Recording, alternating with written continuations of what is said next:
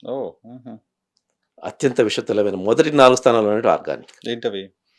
మీరు సయనైడ్ పేరు విని ఉంటారు. హ్మ్. టాప్ 1 హ్మ్. సయనైడ్. సయనైడ్ వచ్చేసి ఒక ఆర్గానిక్ కాంపౌండ్ అది. ఓకే. ఆర్గానిక్ కాంపౌండ్ అని దానికి ఎందుకంటున్నాము? అది విషాన్ని బట్టి కాదంటున్నది. హ్మ్. అందులో కార్బనము, హైడ్రోజన్ బాండ్ ఉంది కాబట్టి దాన్ని ఆర్గానిక్ అంటున్నాం. హుహు. హుహు. సైంటిఫిక్‌గా అది ఆర్గానిక్ ప్రొడక్ట్. హుహు. అసలు ఆ! Cyanide organic product. Organic product అది. సూపర్. ఆ! సో, ఈ లెక్కన మరి అది ఆర్గానిక్ కాబట్టి తింటామా ఏంది మనం? హ్మ్. పోయి సైనైడ్ తిందామా? నో. ఆర్గానికే కదా! హ్మ్. కాదు కదా! ఓకే. సస్తాం.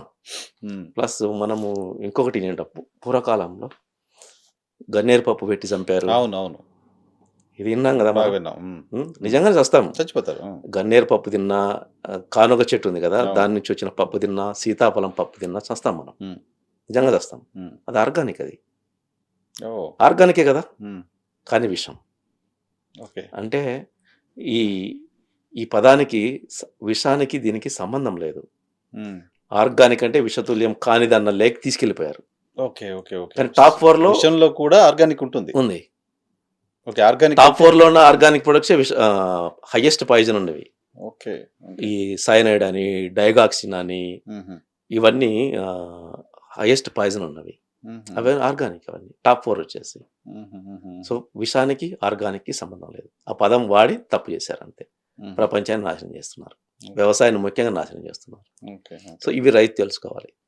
అంటే ఇప్పుడు ఒక షాప్‌లో ఆర్గానిక్ వెజిటబుల్స్ అని పెడతారు. బోర్డ్ పెడతారు. పక్కన వేరే నార్మల్ ఉంటాయి. ఆర్గానిక్ అంటే నువ్వు దేన్ని చెక్ చేయాలి? అందులో కార్బనం, హైడ్రోజన్ ఉందా లేదా చెక్ చేయాలి. ఇంతే. హ్మ్. ఒక ఆర్గానిక్ టెస్ట్ చేయాలంటే ఆ పదార్థం ఆర్గానికా కాదా? టెస్ట్ చేయాలంటే నువ్వు టెస్ట్ చేయాల్సింది అందులో కార్బనం, హైడ్రోజన్ ఉందా లేదా? హ్మ్. సైన్స్ ప్రకారం నువ్వు చెక్ చేయాల్సింది అదే. హ్మ్.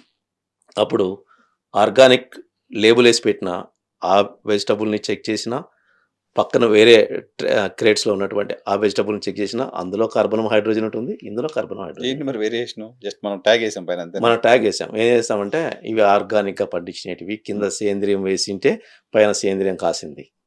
ఆ! Oh my God! ఆ! అసలు సంబంధం లేదు. హుహు. ఇక్కడ ఆర్గానిక్ ఇన్‌పుట్ ఇస్తే అక్కడ ఆర్గానిక్ అవుట్‌పుట్ రాదు. సో, ఆర్గానిక్ అనేది ఒక భూతం. అంతే. ఆర్గానిక్ అనేది ఒక భూతం. భూతం అంతే. హ్మ్. దాన్ని ఒక అభూత కల్పన దాన్ని క్రియేట్ చేసి వ్యవసాయంలోకి చొప్పించేసి హ్మ్. నాశనం చేస్తున్నారు. ఓకే. మీ సుదీర్ఘంగా ఆల్‌మోస్ట్ 2 డెకేడ్స్ పైగా మీరు దీంట్లో ఉన్నారు కదా సార్.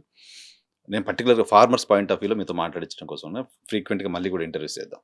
ఒక్క 3 సలహాలు ట్రెడిషనల్ ఫార్మింగ్ చేస్తున్న రైతులకు చెప్పండి అంటే ఏం చెప్తారు? రైతు ముఖ్యంగా తెలుసుకోవాల్సిందేందంటే కేవలం యూరియా, డీఏపీ, పొటాష్‌లు వీటితో వ్యవసాయం అవుతుందనేది పక్కన పెట్టేసి, మనము సేంద్రియ ఎరువులని ప్లస్ రసాయనిక ఎరువులని రెండిటిని సమతుల్యం పాటిస్తూ భూమి కోసం సేంద్రియం వాడండి. తర్వాత మొక్క కోసం పోషకాలు అందించండి. అది కూడా పోషకాలు అందించేటప్పుడు దశను బట్టి ఏ ఏ పోషకాలు ఎంత మోతాదులో అందించాలి. నువ్వు కరెక్ట్‌గా అందించినప్పుడు నువ్వు ఎటువంటి నష్టాన్ని చూడకుండా, ఎటువంటి పెట్టుబడి పెరగకుండా, మొ ఎటువంటి రోగాలు నీ పైరు జోలికి రాకుండా నువ్వు దిగుబడిని తీస్తావు. ఓకే. క్రాప్ వస్తుంది. మొక్క బా పెరుగుతుంది. పెట్టుబడి రోగాలు తగ్గుతుంది. రావు. పెస్టిసైడ్స్‌కి సంబంధించిన పెట్టుబడి ఉండదు.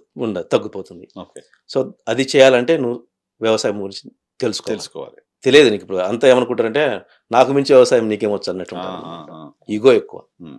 చాలా మంది రైతులకి ఇగో ఫార్మర్ అంత ఎక్కువుంటుంది. తొందరగా ఆ! గ్రోస్ అది హ్మ్. పక్కన పెట్టి హ్మ్. నీకు నిజంగానే నీకు నిజమైన వ్యవసాయం తెలియదు. హ్మ్. సో, తెలుసుకో. తెలుసుకొని సేంద్రియం వాడాల్సిందే. భూమి కోసం వాడాలి. పోషకాలు మొక్కకు అందించాల్సిందే.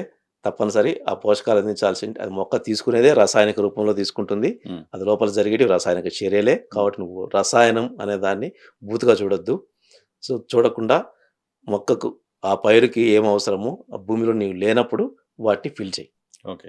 ప్లస్ దశను బట్టి మొక్కకు ఏ పోషకాలు ఎంత మోతాదులో అందించాలో అంతే అందించు. హ్మ్. ఎక్కువ అందించినా సమస్యే, తక్కువ అందించినా సమస్యే. బ్యాలెన్స్‌గా ఉండాలి. ఎక్కువ అందిస్తే దాని గమనాన్ని నువ్వు మారుస్తావు. హ్మ్. అంటే ఎత్తు పెంచడం లాంటివి. పూత రావాల్సిన సమయంలో నువ్వెళ్ళి యూరియా ఎక్కువేసావనుకోండి, పూత రాదు. హ్మ్. అది పెరిగే వైపు మల్లుతుంది. హ్మ్. నువ్వేమిస్తే అది చేస్తదది. హ్మ్. సో, పూత రావాల్సిన సమయంలో నత్రజని అధికంగా ఇచ్చావనుకో, హ్మ్. అది ఇన్‌బాలన్స్ అయిపోయి, సో, అది పెరగడమే ఒక్క పనిగా పెట్టుకుంటుంది అంతే. హ్మ్. పూత రాదు. హ్మ్. సో, సో, ఒకటి పోషకాలు ప్రాపర్‌గా అందించాలి. 2 మార్కెటింగ్ మార్కెటింగ్ తెలుసుకోవాలి. తెలుసుకోవాలి. మార్కెటింగ్ తెలుసుకోవాలంటే నీకు స్వేచ్ఛ కావాలి, ఉమ్, లేదా నీకు ప్రభుత్వం స్వేచ్ఛ ఇవ్వలేదు, నీకు స్వేచ్ఛ ఉన్న ప్రొడక్ట్లు ఎంచుకో. రెండు పంట మార్పిడి, పంట పంట మార్పిడి ఎంచుకోవడం. జరగాలి, ఉమ్, నువ్వుకున్న భూమిని విభజించుకో, ఒకే పంట వేయకు, ప్లస్ పక్క రైతు ఏం వేస్తున్నాడు అదే వేయాలనే ఆలోచన పక్కన పెట్టు. ఉమ్, ఇప్పుడు ఒక పంటకు ధర వచ్చిందని చెప్పేసి పొలమని రాష్ట్రం అంతా అదే పంట వేయడం మానుకోవాలి. ఉమ్, సో అది అది రావడానికి కారణం ఏంటి? తక్కువ ఎకరేజ్లో పడింటే దానికి ధర వచ్చింది. ఉమ్. అంతే సో కదా, ఇప్పుడు మనం అందరం కలిసి ఎక్కువ ఎకరేజ్లో వేస్తున్నాం, దానికి పంట రాదు అనే జ్ఞానం కూడా మనకు లేకపోతే కష్టం. సప్లై డిమాండ్ బట్టి ఉంటుంది. అంతే. ఉమ్, డిమాండ్ సప్లై అనేది ప్రతి దాంట్లో ఉంటుంది, వ్యవసాయంలో అది ఎక్కువ ఇంకా. ఓకే. థర్డ్ వన్ ఎందుకంటే నీ పంటకి నిల్వ ఎక్కువ పెట్టుకోవడానికి అవకాశం ఉంది. లేదు కదా. అదే పరికరాలకో దేనికో అయితే సంవత్సరాలు ఉంటాయి, ఉమ్, నీ పంట రోజులే. కాబట్టి నువ్వు ఇంకా జాగ్రత్త వహించాలి. ఉమ్, ఉమ్, డిమాండ్ సప్లై అనే దాని మీద నాలెడ్జ్ అనేది రైతులకు ఇంకా బాగా రావాలి, అది లేదు. ఉమ్, సో ప్రభుత్వ నియంత్రణ అనేది తప్పనిసరి. ఉమ్, ఈ క్రాపింగ్ చేయాలి తప్పనిసరి, దేశం మొత్తం ఈ క్రాపింగ్ చేయాలి. ఇది సెంట్రల్ గవర్నమెంట్ టేకప్ చేయాలి, యాక్చువల్ స్టేట్ గవర్నమెంట్స్తో లింకప్ అయి దేశం మొత్తం ఏ రాష్ట్రాల్లో ఏ పంటలు ఎంత వేయించాలి, సో ఎక్కువగా వస్తున్న ఆ పంటని బయటికి ఎలా పంపించాలి, అది ఏ గవర్నమెంట్ దేశాలకు చేస్తుంది. పంపాలి, బట్ మనం రైతు కూడా ఆలోచన చేయాల్సి. రైతు ఆలోచించాల్సిందే, ఆ దిశగా ప్రభుత్వాలు ప్రయత్నం చేయాల్సిందే. థర్డ్ వన్ అది జరగట్లేదు. Hmm. అది జరగకపోవడానికి కారణం ఏంటంటే వ్యవసాయం చేసే రైతు కూడా వీళ్ళ చేతిలో ఉండిపోవాలి, అదే గవర్నమెంట్స్ కి ఆలోచన గవర్నమెంట్ ఉంది, బట్ దాని నుంచి బయటకు రావాలన్న ఆలోచన రైతు చేయాలి. రైతు చేయాలి. కొన్ని ఎగ్జాంపుల్స్ ఉన్నాయి ఇండియాలో, ఆ, హర్యానా ఫార్మర్స్ కావచ్చు, వాళ్ళు నాసిక్ ఫార్మర్స్ కావచ్చు. వాళ్ళకేమి వాళ్ళు ఏంటంటే మాకు ఇటు ఈ ప్రభుత్వం స్వేచ్ఛనివ్వదు, Hmm. సో స్వేచ్ఛ మాకు ఎక్కడుందో దాంట్లోనే మనం వ్యవసాయం చేద్దాం. Hmm. గ్లోబల్ మార్కెట్కి వెళ్ళడానికి మనకు ఏ ఉత్పత్తులు అయితే మనం పండిస్తే ప్రభుత్వంతో సంబంధం లేకుండా మనం సొంతంగా పోయి మార్కెట్ చేసుకోగలుగుతాము, ఆ పంటలే వాళ్ళు వేస్తున్నారు. ఓకే. నియంత్రణ లేని పంటలు వేస్తున్నారు, Hmm. సంపాదించుకుంటున్నారు. సో పంటల మీద నియంత్రణ ఎంత వేయాలో అది మాత్రమే ప్రభుత్వం చేతిలో ఉండాలి, కానీ గ్లోబల్ మార్కెట్కి పంపించడం మీద ప్రభుత్వ నియంత్రణ ఉండకూడదు. రైతు స్వేచ్ఛ ఉండాలి. స్వేచ్ఛ ఉండాలి, ఇంకా ఎంకరేజ్ చేయాలి గవర్నమెంట్. Hmm. నువ్వు బయటకు పంపడానికి వారికి ఏం మార్గాలు కావాలో ఆ సదుపాయాలను కల్పించాలి. ఫెసిలిటేట్ చేస్తూ ఉంటే వెళ్తూ ఉంటాడు. అది సో నిజానికి ప్రభుత్వం పైన బడ్డని తగ్గుతుంది అది. తగ్గుతుంది. నువ్వు ఇవన్నీ అవసరం లేదు కదా, రైతులు ఇవ్వాల్సిన పని లేదు కదా. గిట్టుబాటు ధర ఇవ్వని గొడవ రైతు దగ్గర చేసేవాడు. డబ్బులు ఉంటే మంచిగా కూలీవాడికి డబ్బులు ఇస్తాడు, రూరల్ పని ఎకానమీ అంతా పెరుగుతుంది. చైన్ సిస్టమ్ కదా. వీడు ఉద్యోగం కోసం వెతుక్కోడు. ఉమ్, ఇప్పుడు అదే కదా, హర్యానా నాసిక్ ఏరియాలో ఉండే రైతులు ఉమ్, వాళ్ళు ఉద్యోగాలు చేసిన పని లేదు మాకంటారు కదా, అవును. మాకు ఉద్యోగాలు చేసిన పని లేదు, బాగా సంపాదించుకుంటున్నారు. ఉమ్, ఒక ఫార్మర్ మీటింగ్ పెడితే ఉమ్, 56 మంది రైతులు వస్తే 56 మంది కార్లలో వచ్చారు. ఉమ్, ఇక్కడ రైతుకు మీటింగ్ పెడితే ఉమ్, ఆ రైతు మీటింగ్ రావడానికి ఏమైనా జీప్ పెడుతున్నావా, ఉమ్, ఏమైనా ఆటో పెడుతున్నావా అంటాడు. అవును. అంటే ఇంట్రెస్టే లేదు నీకు ఫస్ట్ ఆఫ్ ఆల్. ఉమ్, ఉమ్, ఉమ్, అలా ఉంది నీ పరిస్థితి. అక్కడ వస్తున్న రైతు కారులో వస్తున్నాడు, ఎంత వ్యత్యాసం ఒక దేశంలోనే.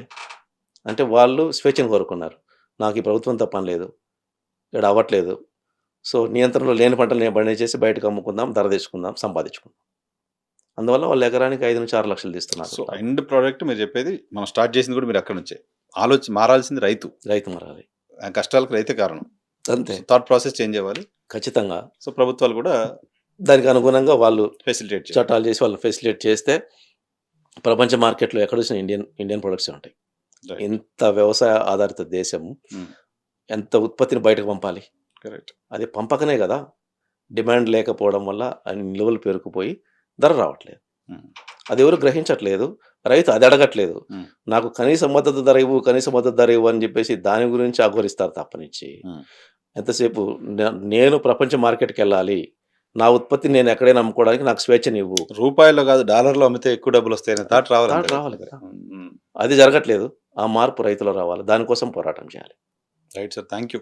థ్యాంక్ యూ అండి. చాలా వాల్యుబుల్ ఇన్ఫర్మేషన్ చెప్పారు, పర్టికులర్గా ఆర్గానిక్ గురించి, రైతుల గురించి, రైతులు ఏం చేయాలనే దానికి సంబంధించి. Thank you very much. Thank you. కంటిన్యూస్గా చేద్దాం వీడియోస్. ఖచ్చితంగా. Thank you. ఇది రాజశేఖర రెడ్డి గారితో స్పెషల్ పాడ్కాస్ట్. చూస్తూనే ఉండండి జర్నలిస్ట్ వైఎన్ఆర్.